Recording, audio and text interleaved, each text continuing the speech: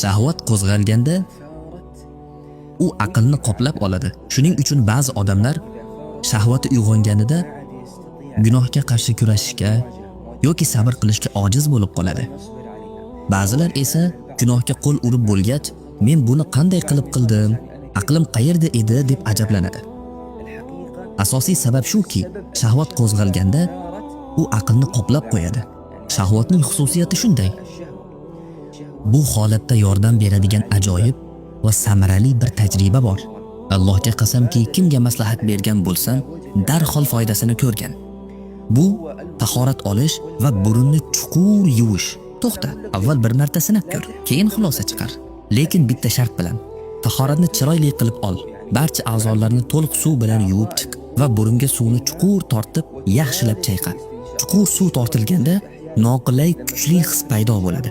Xuddi elektr toki urgani kabi. Mana shunday darajada bajarish kerak. Sinab ko'r. Ta'sirini darhol ko'rasan. Lekin tahoratni tugatganingdan keyin seni shahvatga undaydigan har qanday narsa, hayol, rasm, video, yozishma barchasidan uzoqlash.